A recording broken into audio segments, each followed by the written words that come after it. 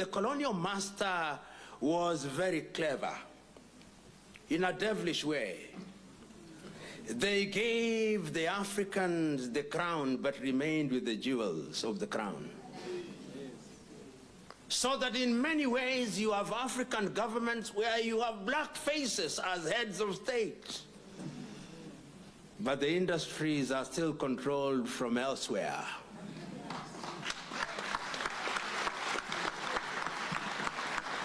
That is the nature of the colonial. But in my own view, we cannot, as Africans, keep on lamenting, because the problem with us Africans also is that we are prisoners of sorrows and lamentation. So we say, oh, God, let's not allow God to enter into these things which we can do ourselves.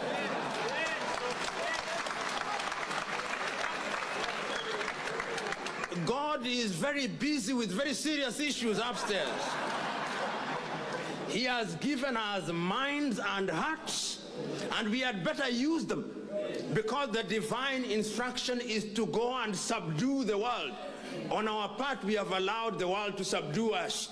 Then we are complaining, God, you know, and Pastor, you are here.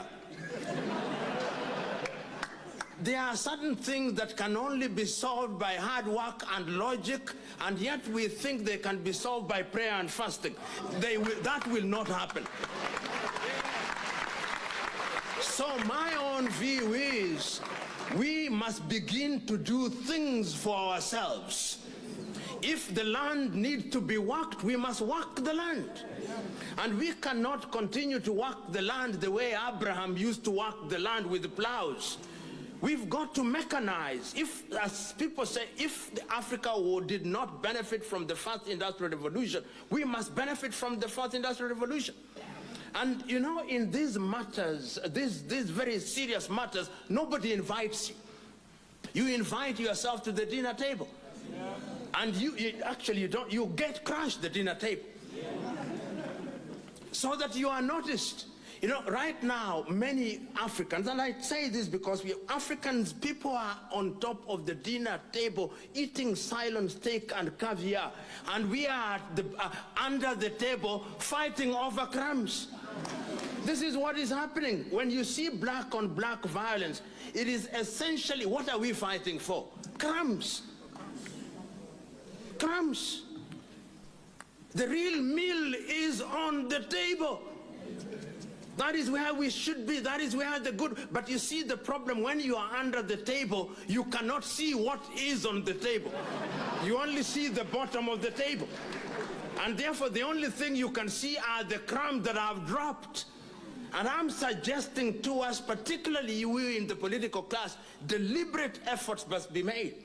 I know that in many African countries, we suffered from certain historical advantages by dint of skewed systems of governance, particularly in the economic arena. Here in South Africa, you know that, and even the white people know and appreciate that going forward, it is completely untenable that a small population should have the majority of the land. They know. How then do you do it? Is it for a foreigner to come here and prescribe the solution? No, that would be arrogance. But it's for a foreigner to begin to persuade those who are in the eye of the storm that the sooner you are able to relinquish some of this land in an orderly and in a programmatic manner so that you do not disrupt commerce, the safer you are. Because let me tell you, a hungry and a poor man has no morals to tie him down. He cannot be asked to be orderly. Poverty makes him disorderly. Poverty makes him angry, and anger has no logic.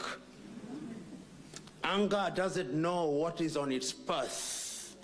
If I have not eaten for 10 days and I see you holding cake and ale on 2 hands, oh, I will take them.